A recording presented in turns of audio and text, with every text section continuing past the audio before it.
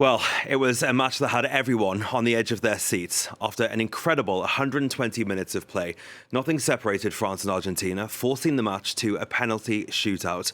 Lionel Messi ultimately leading his men to victory, ending his hunt for the trophy which has eluded him his entire career. We'll have reactions from Argentina and also here in France very shortly. But first, let's break down today's play by crossing live to France 24's Simon Harding, who was watching that game for us on the ground there in Qatar. Simon, that really was a real roller coaster, wasn't it? Truly a match fit for a World Cup finale.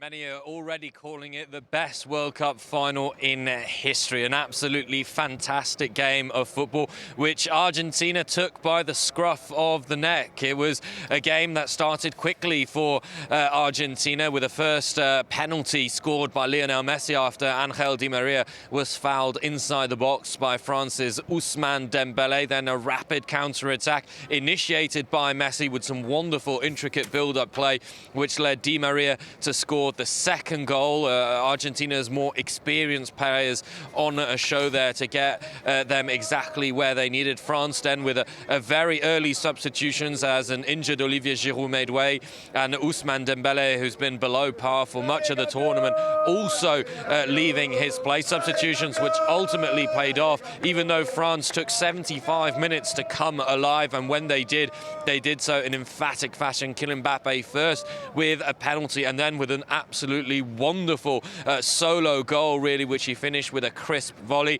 Extra time force, you're thinking, where's the drama going to finish? Well, it kept on going. Lionel Messi adding a goal to make it 3-2 with 10 minutes left to play in extra time before Kylian Mbappe tucked away a second penalty for France. And in the shootout, well, it was fantastic goalkeeping from Aston Villa man Emiliano Martinez, who saved the first penalty, the second penalty rather, of the French Kingsley Coman denied, and then Aurélien Tchouameni missing, and Argentina were able to lift the cup. And you spoke about Messi, and rightly so, because it was the only trophy missing from his cabinet, one that has eluded him. And there's something wonderfully romantic about Lionel Messi in his last ever World Cup game, and possibly his last ever game for Argentina, lifting the World Cup trophy, equaling the feats of some of the greats in the past, such as Diego Maradona, and finally leading Argentina to their third World Cup triumph.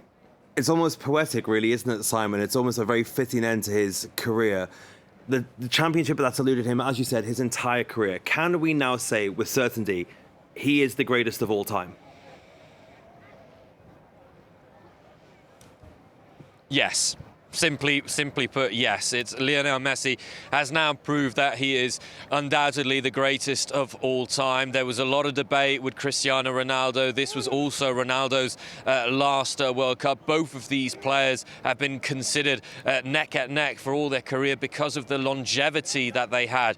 Some people say that Maradona, in terms of pure skill, was better than Lionel Messi, was certainly better than Cristiano Ronaldo. But Maradona was only at his best for 7 or 8 years, not more, whereas Messi has been sensational for 15 years. He's now 35. He burst onto the scene in 2006. And here you go. You can see the Argentinian fans here who are celebrating and be singing all night long.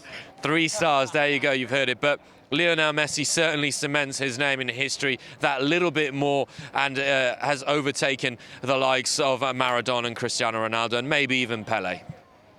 Well, Simon, thank you so much for all of your updates. Enjoy the rest of your time there in Qatar. Looking forward to seeing you back here soon.